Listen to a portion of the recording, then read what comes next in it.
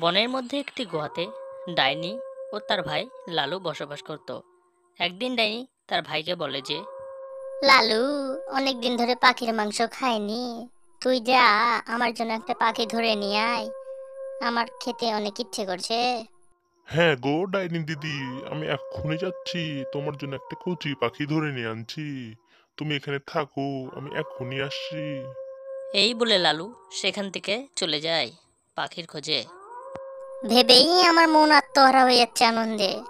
আমি এখন পাখির মাংস খাবো। হা হা, কি মজা হবে।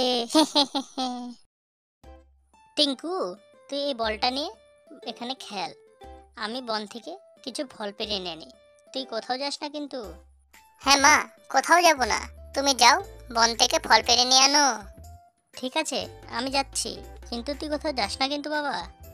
ঠিক আছে মা, তুমি যাও, কোনো চিন্তা করো না, আমি এখানেই থাকবো। তারপরে টুনি ফল আনার জন্য বনে চলে যায়। তারপরে কিছুক্ষণ পর লালু ভূত টিঙ্কুদের বাড়ির সামনে আসে আর টিঙ্কুকে বলে যে, আরে টিঙ্কু, তুই এখানে খেলছিস?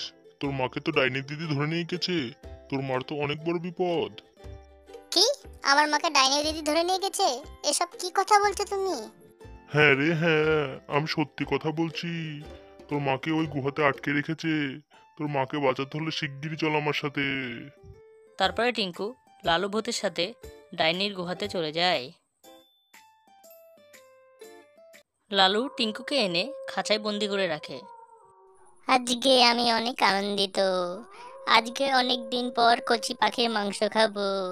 লালু, তুমি এখানেই দাঁড়াও, আমি স্নানটা সেরে আসি। হ্যাঁ, তারপরে আমি এসে মাংসটা খাবো। এই বলে ডাইনি সেখান থেকে চলে যায়। তখন লালু বলে, ডাইনি দিদি তো মনে হয় মাংসটা একাই খাবে। আমাকে তো মনে হয় আর দেবে না। তার থেকে বরং আমি যাই, গিয়ে আর একটা পাখি ধরে আনি। এই বলে লালু আর একটি পাখি ধরার জন্য চলে যায়। কেউ আমাকে বাঁচাও, কেউ আমাকে বাঁচাও, না হলে এই ডাইনি দিদি আমাকে খেয়ে ফেলবে। আমাকে কেউ বাঁচাও। আমি কি কারণে যে আসলাম, মা, আমাকে বাঁচাও। টুনি তার ছেলে টিঙ্কুকে খুঁজতে খুঁজতে গুহার সামনে এসে পৌঁছায় আর তখন সেখানে দাঁড়িয়ে বলে যে, টিঙ্কুকে তো বনের প্রায় চারিদিকেই খুঁজলাম, কোথাও তো পেলাম না। এই গুহার ভেতরে আসেনি তো ফের কোনো মতে। যাই, গিয়ে খুঁজে আসি। এই সব কথা বলে টুনি সেই গুহার ভেতরে চলে যায়।